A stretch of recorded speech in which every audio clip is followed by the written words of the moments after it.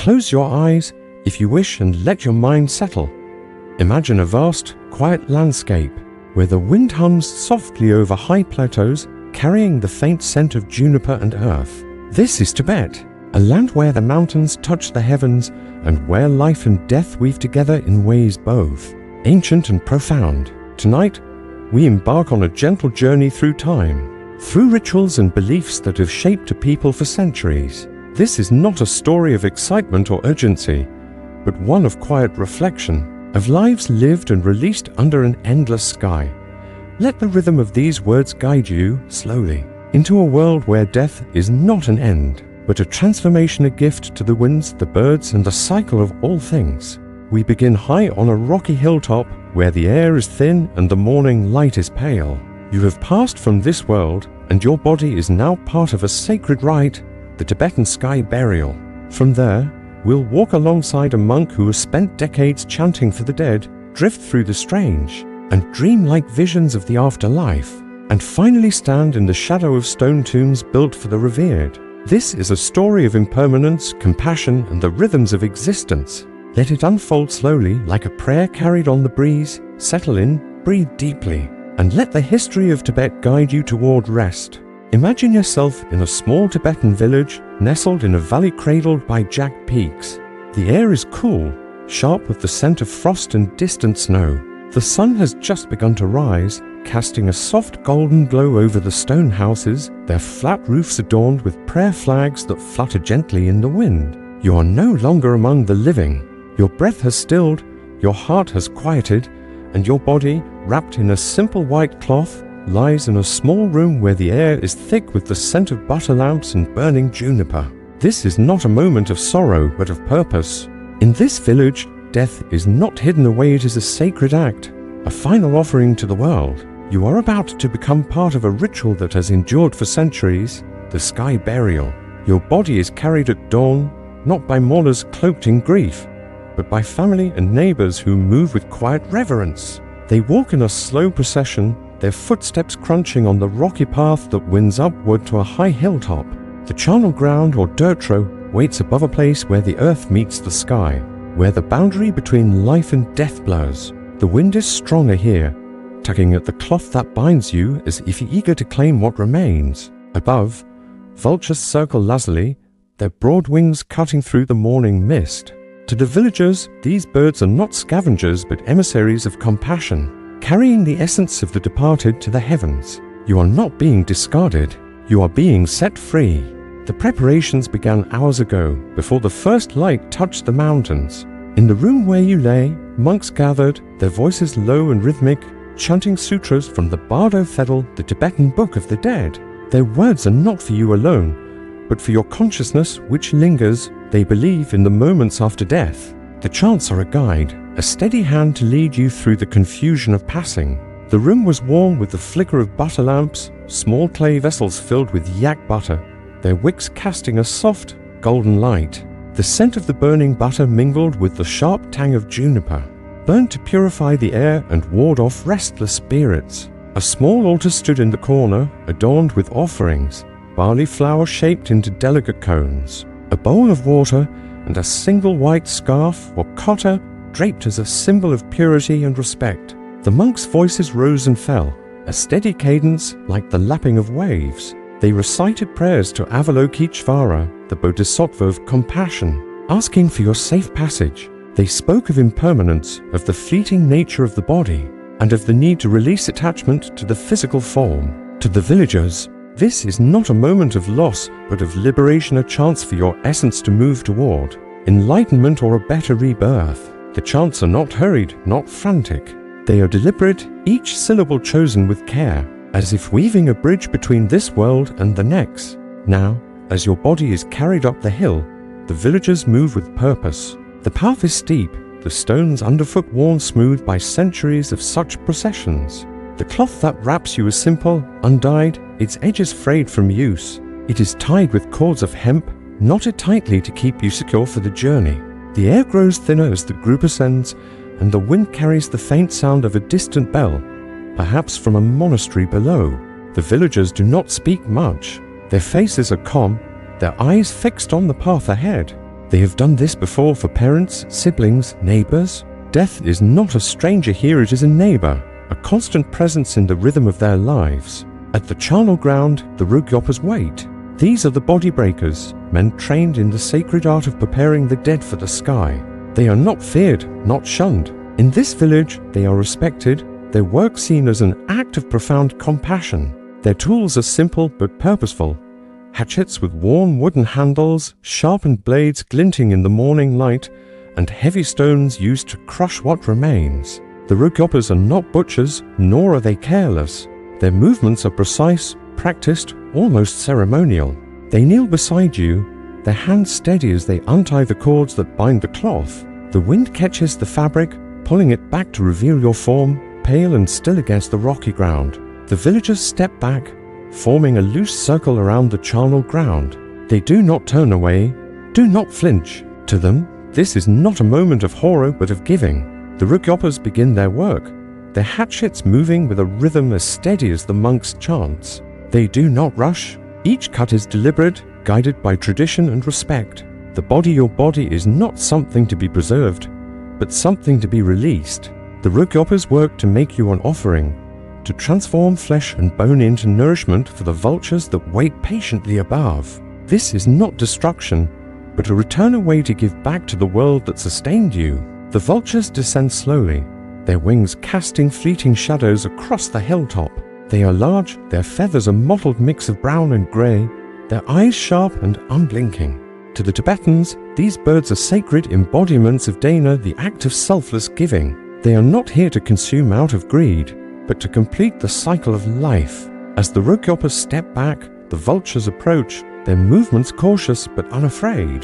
The villagers watch in silence, their faces serene. There is no weeping, no despair. This is what they have always known, that the body is temporary, a vessel to be returned to the earth and sky. The Rugyopas continue their work, ensuring that nothing is wasted. They use their tools to break down what remains, mixing the fragments with barley flour to make them more appealing to the birds. The air is filled with the soft rustle of feathers, the occasional cry of a vulture, and the steady chant of a monk who has joined the group, his voice a low hum that blends with the wind. The scene is raw, yes, but it is not gruesome. It is purposeful, a final act of generosity in a world where impermanence is the only certainty. Imagine yourself, if you can, as part of this moment. Not as the body, perhaps, but as a quiet observer standing among the villagers. The air is cold against your skin, the wind tugging at your hair. You can smell the faint smoke of juniper carried from the village below and hear the distant clatter of prayer wheels spinning in the breeze. The vultures move with a kind of grace, their wings slicing through the air as they take what is offered. The villagers do not look away, and neither should you. This is not a moment to fear, but to understand. In Tibet, death is not the end, it is a gift, a way to nourish the world that continues to turn. The Rugyopas work for hours, their hands steady, their faces calm. They do not speak much, but when they do, their voices are low, respectful. They are not here to mourn, but to facilitate. When their work is done, little remains on the hilltop. The vultures have taken what was offered, and the wind has carried away the rest. The villagers begin their descent, their footsteps slow and measured. The monk's chant fades into the distance, blending with the sound of the wind. The charnel ground is quiet once more, save for the hum of the breeze and the occasional cry of a bird far above. This is the rhythm of life and death in a Tibetan village's cycle as old as the mountains themselves. The sky burial is not a spectacle, not a performance. It is a quiet act of release, a way to honor the impermanence of the body and the eternity of the spirit. The villagers do not linger on the hilltop. They return to their homes, to their fields, to the daily tasks that fill their lives. But they carry with them a certainty that what was given today will return in some form to the world they know. As you imagine this scene, let your mind rest in its simplicity. The wind, the stone, the soft chants, they are all part of a world that moves slowly, deliberately, without fear. The sky burial is not something you could endure, perhaps not because it is gruesome, but because it asks for a surrender that is unfamiliar. It asks you to let go, to give yourself to the wind and the birds, to trust in a cycle larger than yourself. For now, though, you need not surrender. You need only listen, Let the rhythm of this story carry you and drift, if you wish, toward sleep. Imagine a monastery perched on a rocky outcrop, its walls weathered by centuries of wind and snow, standing sentinel over a valley near Lhasa. The air is thin, carrying the faint scent of yak butter lamps and the distant clang of prayer bells.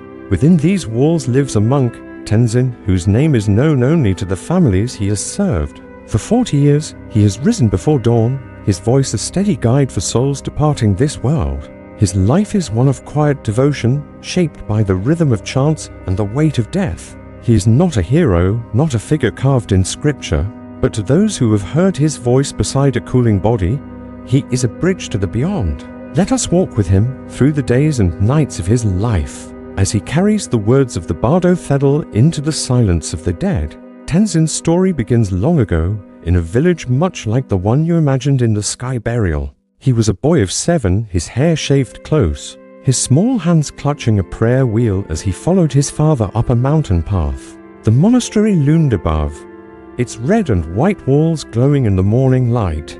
His parents, farmers with weathered hands, had brought him here not out of ambition, but necessity. The land was harsh, the harvests thin, and the monastery offered a life of purpose, if not comfort. Tenzin did not cry as he said goodbye. Even then, he sensed the weight of the moment, the way the wind seemed to carry his parents' voices away.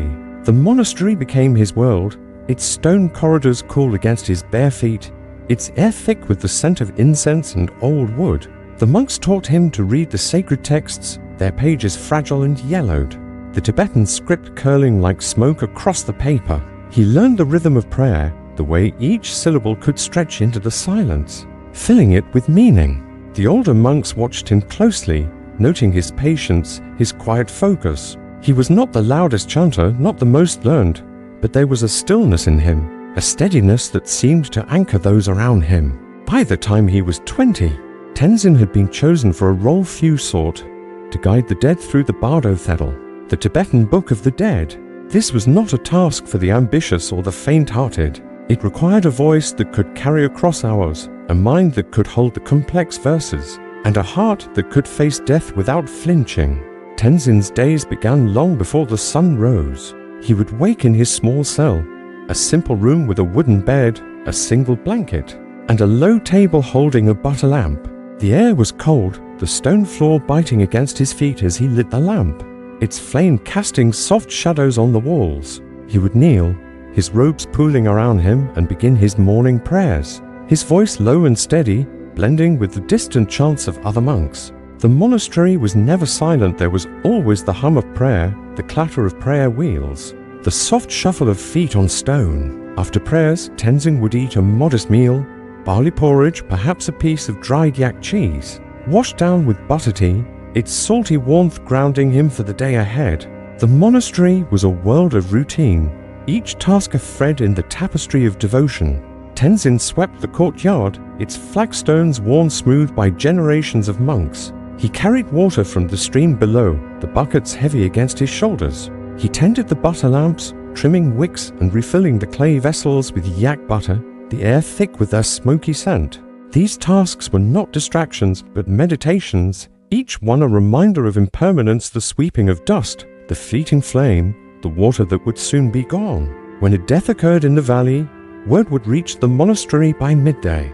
A family member, often a son or daughter, would climb the path, their face calm but heavy with purpose. They would speak to the head lama, who would summon Tenzin. He would gather his texts, a small bundle of pages wrapped in cloth, and his prayer beads, their wooden surfaces polished by years of touch. He would follow the family to their home, the path winding through fields of barley and past prayer flags fluttering like whispers in the wind. The house would be small, its walls of mud and stone, its air heavy with the scent of burning juniper. The body would lie in a corner, wrapped in white cloth, surrounded by lamps and offerings. Tenzin would kneel beside it, his robes brushing the floor, and begin to chant. The Bardo Fiddle is not a single prayer but a journey, a guide for the consciousness that lingers after death. Tenzin's voice would fill the room, steady and unhurried, each syllable carrying the weight of centuries. He would speak of the Chikai Bardo, the moment of death, when the soul faces the clear light of reality. He would urge the departed to recognize this light, to let go of fear and attachment. The family would sit nearby, their heads bowed, their hands folded. They did not weep, not openly. Grief was private, a quiet current beneath their calm. Tenzin's chants would continue for hours, sometimes days, depending on the family's means and the circumstances of the death. He would pause only to sip butter tea or to rest his voice, which grew hoarse but never wavered. The words were not just for the dead but for the living, a reminder that life is fleeting, that the body is a temporary vessel. Tenzin understood this deeply, though he rarely spoke of it. He had seen too many bodies, too many faces stilled by death to believe in permanence. Yet, he did not despair. His faith was not in the body, but in the cycle, the endless turning of life and death and rebirth. The emotional toll of this work was heavy, though Tenzin carried it quietly. Each body was a reminder of his own mortality, each chant a confrontation with the impermanence of all things. There were moments in the early years when he faltered, when the sight of a child's body, small and fragile, made his voice catch. But he learned to let the chants carry him, to let the rhythm of the words steady his heart. He would focus on the sound of his voice, the feel of the prayer beads in his hand, the flicker of the butter lamp. These were anchors, grounding him in the face of loss. Over time, he developed a kind of detachment, not coldness but clarity, a way of seeing death as a transition, not an end. This clarity was hard-won, built through years of sitting beside the dead, of watching families release their loved ones to the sky. Tenzin's relationship with the families was one of quiet trust. They did not know him as a man, not really. They knew his voice, his presence, the way his chants seemed to hold the room together. He would listen as they spoke of the departed, stories of a mother who wove blankets, a father who tended yaks, a sister who laughed like the stream in spring. Tenzin would nod, his face calm, his eyes kind. He did not offer platitudes or promises of an afterlife. His role was to guide, not to comfort, though his presence often did both. The families would offer him tea, perhaps a small gift of barley or cloth, and he would accept with a bow, his hands pressed together in gratitude. As Tenzin aged, his body began to mirror the monastery's walls, worn, but enduring. His hands grew gnarled, his back stooped from years of kneeling. His voice, though still steady, carried the weight of decades. He began to think of his own death, not with fear but with curiosity. Would his consciousness linger as the bardo Thedel promised? Would he see the clear light, or would he falter, caught in the illusions of the bardo? He did not dwell on these questions, but they were there, like shadows at the edge of his prayers. He prepared for his own passing in small ways, polishing his prayer beads, copying his favorite sutras, teaching a younger monk the rhythm of the chants. He did not fear the sky burial that awaited him. He had seen it too many times, had watched the vultures circle, had heard the wind carry away the last traces of a body. It was not loss, but release, a final act of giving. Tenzin's life was not one of grand gestures or fame. He was not a high lama, not a figure revered beyond the valley, but in the quiet moments, in the flicker of butter lamps and the hum of his voice. He shaped the passage of countless souls. His days were a rhythm of prayer and service, a life woven into the fabric of the village. He rose each morning, swept the courtyard, chanted for the dead, and returned to his cell to sleep. The monastery stood as it always had, its walls a testament to endurance, its air alive with the scent of incense and the sound of prayer. As you imagine Tenzin's life, let your mind settle into its rhythm. Picture the monastery, its stone walls cool and steady, the wind carrying the faint hum of chants across the valley. His voice, low and unhurried, is a thread connecting life and death, a guide for those who have passed and those who remain. His story is not one of drama, but of quiet purpose, a life spent in service to the cycle of existence. As we leave Tenzin, his voice fading into the wind, we turn to the journey he has spent his life preparing others for, the path through the bardo, the strange and dreamlike world between lives. Let this thought carry you forward, gently, into the next part of our story, where the dead themselves become travelers, guided by the chants Tenzin knows so well.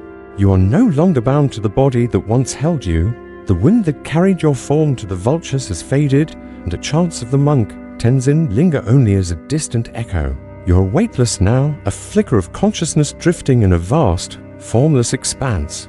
This is the bardo, the in-between, the realm where the soul wanders after death, guided by the teachings of the Bardo Thedel, the Tibetan Book of the Dead. For the next 49 days, you'll travel through strange visions, lights that beckon, and deities that shimmer in the mist. This is not a place of fear, but of illusion, a dreamlike journey where the mind must learn to let go. Imagine yourself floating, untethered, as the world you knew dissolves into a haze of color and sound. The Tibetans believe that death is not an end, but a passage, and the bardo is the path you must walk to find release or rebirth. Let us drift together through this ethereal world, guided by the ancient wisdom of Tibetan Buddhism, as we explore what the dead see and how they are guided toward liberation. The Bardo Thedel speaks of 3 stages, 3 bardos that unfold after death. The first is the Chikai Bardo, the moment of passing where the clear light of reality dawns.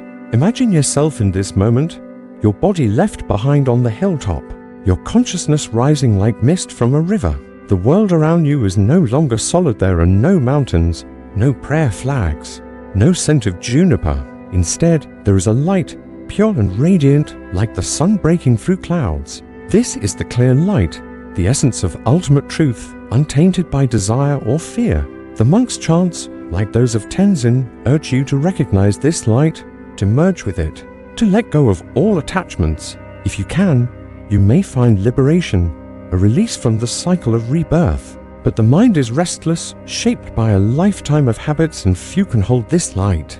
You feel a pull, a whisper of the life you knew, and the light begins to fade. The Chikai Bardo passes and you drift into the second stage, the Chaniad Bardo, the Bardo of visions. Here, the mind creates a world of its own, shaped by your karma, your actions, your thoughts. The air around you shimmers and figures begin to emerge from the mist. These are the deities of the Bardo Thedel, peaceful and wrathful, each a reflection of your own consciousness. First come the peaceful deities, radiant and serene. You see Vairocana, the Buddha of infinite light, seated on a throne of white light, his presence calm and unyielding. His form is vast, his eyes kind but piercing, as if seeing through the illusions you carry. Beside him are others, Vajrasattva, Ratnasamhava, Amitabh, each glowing with a different hue, blue, yellow, red. Their light is warm, inviting, like the flicker of butter lamps in a darkened room. The Bardo Thedel urges you to approach them, to recognize them as projections of your own mind, not as gods to worship or fear. But the mind is frail, easily swayed, and you may turn away, drawn to the softer, dimmer lights of habit and desire. These lights are deceptive, leading not to liberation but to rebirth, to another cycle of suffering. The peaceful deities fade, and the air grows heavier, tinged with a faint hum, like the wind across a distant plateau. Now come the wrathful deities, their forms fierce and unyielding. You see Yamantaka, the conqueror of death, his face a mask of rage, his body wreathed in flames. He holds a skull cup, his eyes blazing, his presence a challenge to your fears.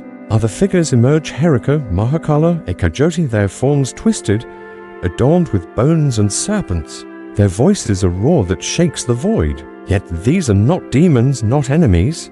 They are guardians, manifestations of your own mind, urging you to confront the anger, greed, and ignorance that bind you. The Bardo Thedel whispers through the chaos, its words carried by the memory of Tenzin's voice. Do not fear these figures, do not flee. They are here to cut through illusion, to free you from the chains of attachment. But the mind recoils, seeking comfort in the familiar, and you may turn toward the dull lights of rebirth, where the cycle begins anew. The Chaniad Bardo is a dance of light and shadow, a test of clarity and courage. Each vision, each deity is a mirror, reflecting the karma you carry.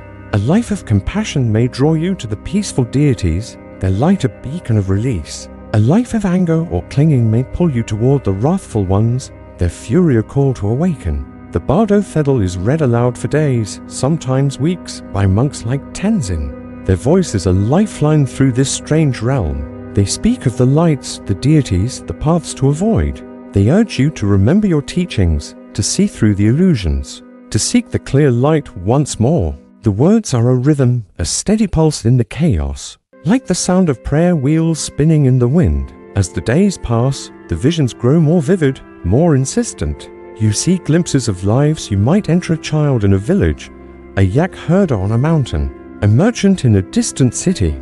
These are not random, but shaped by your karma, by the choices you made in life. The Bardo Thedal warns against clinging to these visions, against choosing a path out of fear or desire. The dull lights of rebirth are tempting, offering familiarity, but they lead only to another turn of the wheel.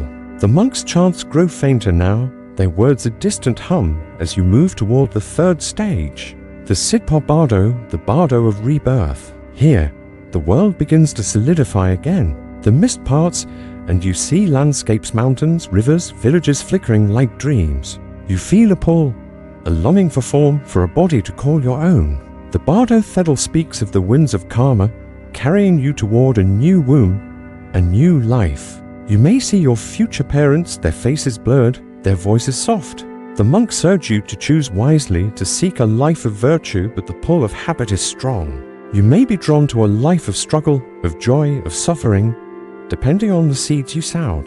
The Sidpa Bardo is a moment of choice, though few are aware enough to choose. The 49 days draw to a close, and the lights of the Bardo begin to fade. You feel yourself falling, gently, like a leaf carried by the wind. The world of the living grows closer, its sounds sharper, its colors more vivid. You are no longer in the Bardo, but on the threshold of rebirth, ready to begin again. This journey through the Bardo is not meant to frighten, but to illuminate. The Tibetans believe that understanding death helps us understand life. The Bardo Thedal is a map, not just for the dead, but for the living, a reminder to live with mindfulness, to act with compassion, to prepare for the inevitable. The deities, the lights, the visions, they are all within you, even now as you listen to these words. Imagine yourself drifting through this realm, weightless, surrounded by light and shadow.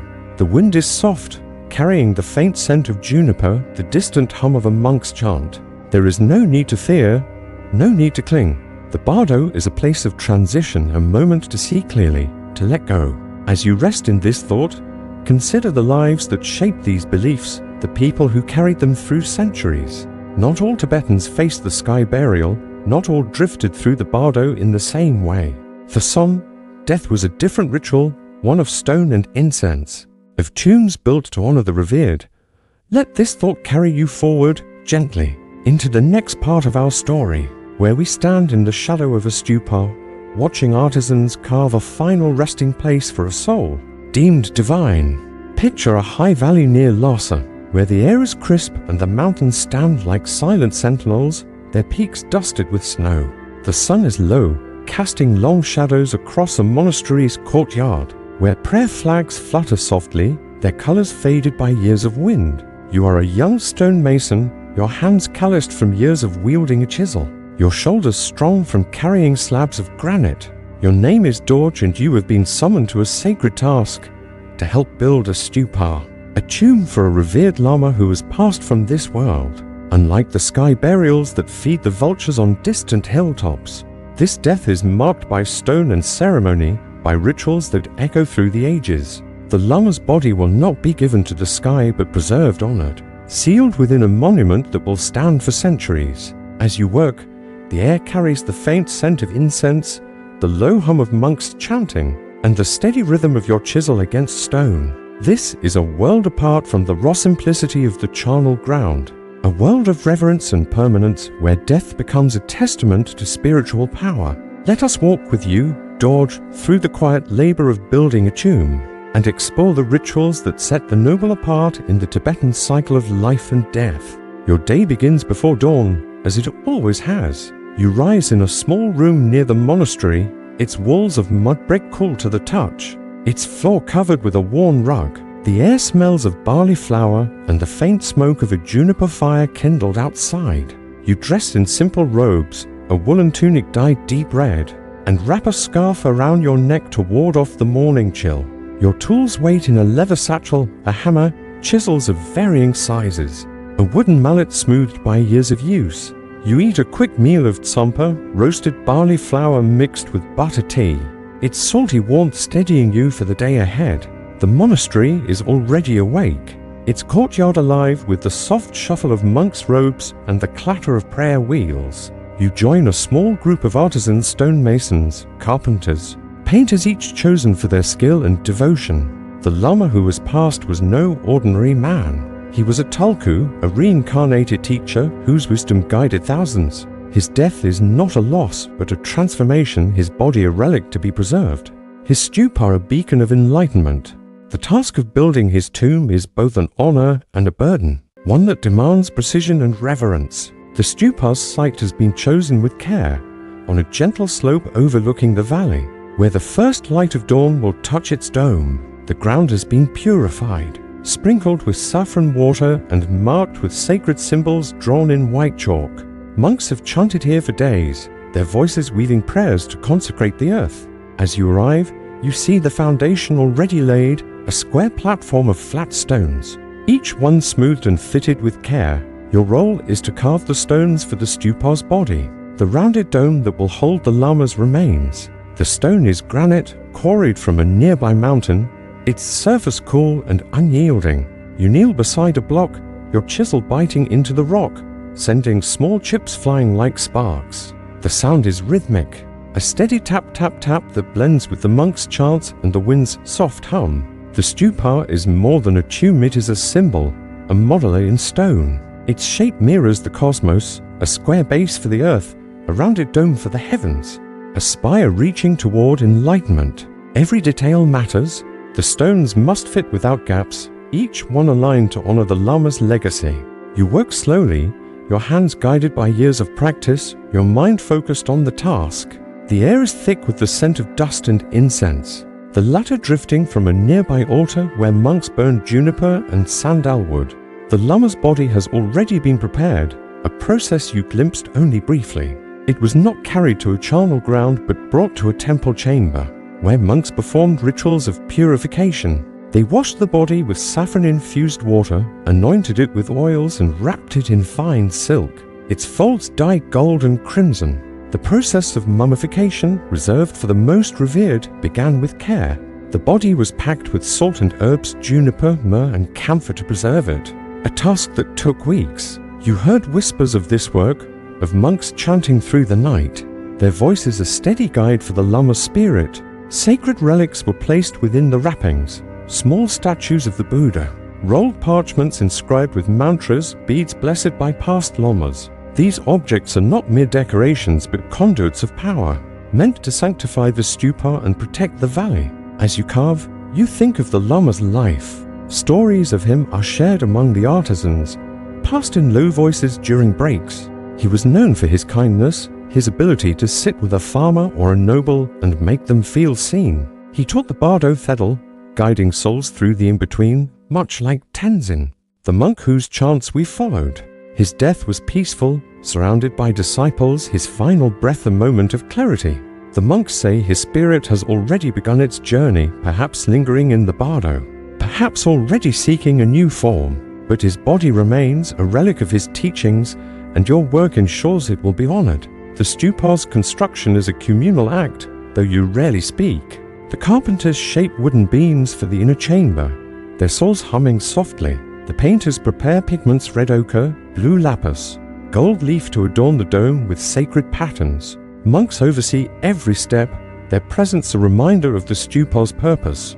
They place offerings at the site, butter lamps, bowls of barley, white scarves draped over stones. Their chants fill the air, a low drone that seems to anchor the valley itself. The work is slow, deliberate, stretching across weeks. Each stone you carve is a meditation, each chip a reminder of impermanence. The granite is hard, unyielding, yet it yields to your chisel, just as life yields to death. You think of the sky burials of bodies given to the vultures and marvel at the contrast. For the villagers, death is a return to the cycle, a gift to the birds. For the Lama, death is a monument, a way to preserve his light for generations. Yet both are acts of release, both rooted in the same belief that nothing lasts, that all must pass. The politics of spiritual power weave through this work, though you, Dorje, feel them only faintly. The Lama's death has drawn pilgrims from across Tibet, their robes dusty from long journeys. They bring offerings, coins, cloth, butter, and their presence brings wealth to the monastery. The head Lama, a stern man with a voice like gravel, negotiates with nobles who seek to fund the stupa. their generosity a way to gain merit for their own rebirth. You overhear their talks during breaks, their voices low but sharp, discussing relics and rituals. The lama's body will be sealed within the stupa, but some say his heart or bones will be divided, placed in smaller shrines to spread his blessings. This is not greed, but faith, a belief that his presence can still guide the living. As the stupa nears completion, the rituals intensify. The monks perform a final consecration, circling the structure with cymbals and horns, their sounds echoing across the valley. The lama's body is carried in a procession, the silk wrappings glinting in the sun. You stand back, your hands dusty, your chisel resting. The chamber within the stupa is ready, a small space lined with cedar, its walls inscribed with mantras. The body is placed inside, surrounded by more relics, a prayer wheel, a small bell, a fragment of the lama's robe. The chamber is sealed with a stone you carved, its surface smooth and perfect. The monks chant as the final stones are laid, their voices rising like the wind. The stupa stands complete, its dome gleaming white, its spire capped with a golden crescent. Pilgrims will come for centuries, circling it, spinning prayer wheels, leaving offerings. You feel a quiet pride, not for yourself, but for the work. Your hands have shaped something enduring, something that will stand long after you, too, are carried to the sky. As you step back, the valley feels different, calmer, as if the lama's presence lingers in the stone. The wind carries the scent of incense, the sound of chants, and you think of the lives you've known. The villagers who give their bodies to the vultures, the monks who guide them, the souls drifting through the bardo. This stupa is a contrast, yet part of the same cycle, a reminder that death in Tibet is never simple, never singular. It is a tapestry of rituals, beliefs, and offerings, each thread woven with care. As you rest tonight, your tools packed away. Let your mind settle on this image, a stupa glowing under the stars, its shadow stretching across the valley. The journey we've taken from hilltop to monastery, from bardo to tomb, shows a world where death is not feared but embraced, a step in the endless turning of the wheel. Let this thought guide you gently toward our final reflection, where we weave these threads together and find rest in the rhythm of Tibet's ancient ways. As the wind hums softly over the Tibetan plateau, carrying the faint scent of juniper and the distant echo of prayer bells, we come to the end of our journey through a world where death is not an end but a transformation. You have walked the rocky path to a charnel ground where your body was offered to the sky, its essence carried upward by vultures in an act of selfless giving. You have sat beside Tenzin, the monk whose voice guided souls through the silence of death, his chants a steady rhythm in the face of impermanence. You have drifted through the bardo, a dream-like realm of light and shadow, where the mind grapples with illusion and the promise of liberation. And you have stood with Dorje, the stone mason, carving a stupa to honor a revered lama, its stones a testament to a life that will echo through centuries. These stories, so different yet woven together, reveal a truth at the heart of Tibetan life. Death is not to be feared, but embraced, a step in the endless cycle of existence. Imagine yourself now, resting in a quiet valley, the mountains looming like guardians in the dusk.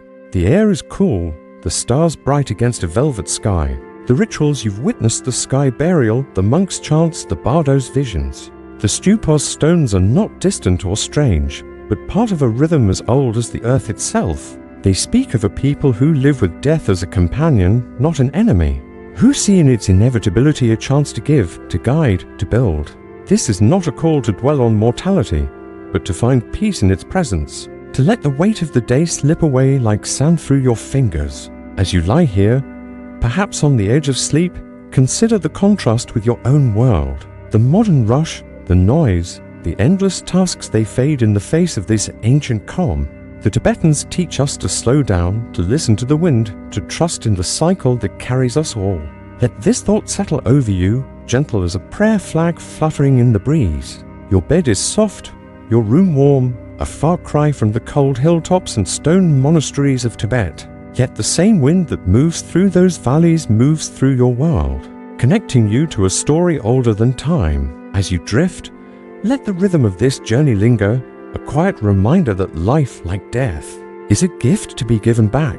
If these stories have brought you calm, if they've carried you toward rest, we invite you to join us again. Our channel, Boring History for Sleep, is a sanctuary for such journeys, where history unfolds slowly like a river finding its way. Consider subscribing if you wish to let these tales guide you, night after night, each one a step toward peace. For now, though, let your eyes grow heavy, your breath slow. The wind is still humming, the stars still shining. Sleep well, and let the cycle carry you gently into dreams.